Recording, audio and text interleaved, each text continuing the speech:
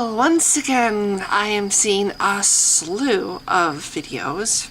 When I say slew, that's a slight exaggeration, maybe 2 or 3 in the last couple days, pertaining to the definition of agnostic versus atheist versus Gnostic versus theist. Gee, what do these all mean?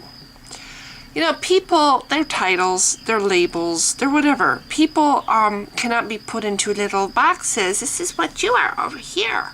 Oh, if you think this, then you're not quite this, you're this. Or maybe you're this. I mean, it's like there's not, people are people, and everybody's going to have a different balance, you know, of how much they think something, how much they believe something. There's a new video out that Bionic Dance and a few other people have responded to by some guy who is once again dredging up this stupid argument. Oh, agnosticism or agnostic's the same as atheist, or an atheist by any other name.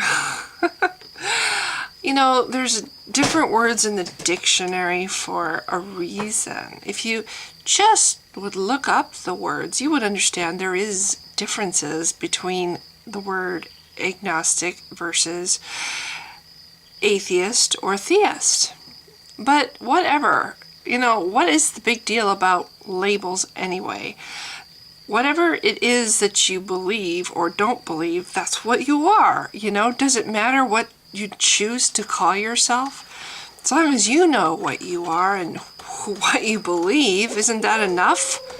You know, if we were all honest people, we would all admit that we are all agnostics. All of us. Whether we are Muslims or Christians or Jews or atheists, we're all agnostics. Nobody knows. That's it. That's what an agnostic means. It means we don't know. Anybody who says they're not agnostic is a little arrogant, a little clueless about their own. You know, they don't know. That's just it. You can take the most devout Christian on the planet and put him in a corner and say, look, you don't really know that a God exists. And I don't care if you have this warm, fuzzy feeling in your heart. I don't care if wonderful things have happened to you that can only be explained by God. You don't know that it was a God that did whatever it was. You don't know that it was a God and not your own power of your own mind that created the warm, fuzzy feeling. You don't know that a God exists. Because there is no evidence whatsoever that shows one does. None. You know? And the same is true with an atheist. You can take the most staunch atheist on the planet, stick him in a corner and say, you don't know there isn't a God. Because he doesn't. Nobody knows whether there is or isn't a God, because there's nothing to show either way. You know? The difference between a theist and an atheist is what they've basically settled for. What camp they've settled to be in. You know, which one they lean toward. But ultimately, they still don't know. Somebody who likes the idea that they will never die and they'll live forever if they only jump through all these hoops might be more inclined to believe, even though there's no evidence at all. But even if they believe, you know, even if they truly believe that a God exists, they don't know that he exists. Same with an atheist. You know, an atheist might not have the same level of capability to accept something without evidence, and so he is going to lean toward the I don't believe it until I see proof of it camp, and he's going to walk around saying there's no such thing as God because I have yet to see any evidence or proof of it. But bottom line, he doesn't know either. So really, we're all agnostics. All of us. We are, from the moment, you know, we're born, we're agnostics. Well, even, I can't say the moment we're born because we don't know, the concept of God isn't even known to us when we're first born, but Pretty much our whole lives, we are agnostics until this God decides to show itself, whether or not it exists. Which, if it doesn't exist, it can't show it doesn't exist any more than an atheist can prove that something that doesn't exist doesn't exist. But until there's actually something that shows it exists, we will always be agnostic. That's the starting point of the race. We're agnostic, and then what comes along after that, will put us either over here thinking, oh, maybe a God exists, I think I believe a God exists, or over here, nope, not seeing any evidence for it until I do, I don't believe there's a God. If you imagine that you have a classroom of 20 people, and these 20 people have never heard of something that you want to convince them of. They've never even heard of it. And you have only so many things that you can use to try to convince them of what you have, of what you want them to believe and accept. You have only so many tricks in your bag to get them to accept what you want them to accept, okay? So you go into the classroom and you pull out you don't pull any punches. You tell everything. You show every possible attempt that you can, whatever, to convince these 20 people to think and agree with you and believe what you want them to believe. Now, are all these 20 people exactly the same? Do they all have parents that have taught them exactly the same things, about how they perceive the world and what they need to look for in the world to understand it? Are they all exactly the same in how they are made up in their heads, how they are hardwired in their heads, or are they all different? Are there going to be some people that start nodding their heads a lot sooner than other people? Maybe there's some people of those 20 people that are with you, hook, line, and sinker. The very first piece of whatever argument you put out there, they're right there. You have them on the line. You're reeling them in. You've got them. And then there's other people of those 20 people sitting back with their arms crossed, looking at you like, yeah. So then you have to pull out more things to try to convince those less easy to convince people, to agree with you, to believe what you believe or accept what you think. So you pull out all these other things and maybe you'll get a few more people nodding their heads. Oh, yeah, I see what those other people's, yeah, that makes sense now. Okay, I understand. Okay, I believe what you believe, da-da-da-da-da. You get done with your program or whatever, you still got people staring at you like, why did you just waste my time? What bullshit are you spewing? I don't believe any of this crap, and you have not done anything to show me that I should believe in this. In other words, you don't have enough in your arsenal to sway them. You do not have enough to overcome them or conquer their disbelief, or to turn them from disbelief to what you want them to think. You gave it your best shot, but they don't believe. Because belief or disbelief is not a choice. Some people have the capacity to believe with a lot less effort than other people. Some people need a lot more to be able to believe something. And you can't say, oh, you don't choose to believe this on purpose. See, Mr. So-and-so in the back row, you're an asshole because you choose not to believe. I just gave a perfectly good presentation. These people over here believe it, but you're being an asshole because you just choose to not believe it. That's not the way it works. The guy in the back doesn't choose to disbelieve any more than the people who chose to believe. They didn't choose to believe, nor has he chosen to not believe. You convinced some of those people, and you failed to convince other people. The people that you have convinced, now if we're talking about religion, you would call those theists. The people who you failed to convince, again, in the realm of religion, those people you failed to convince are atheists. They don't believe what you have put out there. Those people over there, they do. Those people over there, they don't. They don't believe. That's the difference between what a theist is and an atheist. You've convinced some people, you've failed to convince others. The people that you have failed to convince, is it their fault you failed to convince them? Is it their fault that they require more than these people over here to be convinced to believe something? Is it their fault that they're hardwired, that they require a little bit more than what you put out there? Or is it just the way they are?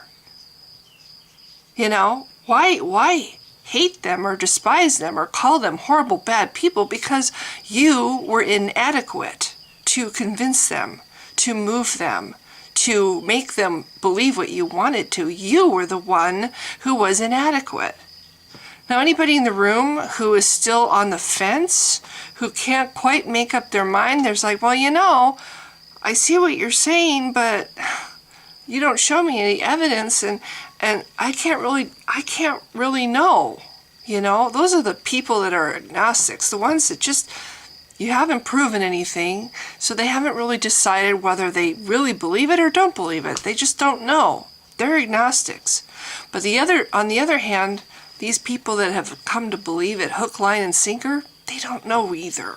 Any more than the guy in the back who has his arms crossed and says he doesn't believe because you failed to convince him. He doesn't know. He doesn't know. He could be wrong.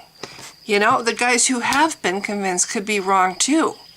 All you've done is you've convinced some people and failed to convince other people. But which side is correct? The ones you've convinced or the ones that aren't convinced? Because you don't really know either. Everybody is an agnostic. Whether they admit it or not, they are an agnostic because nobody knows. That is what an agnostic is.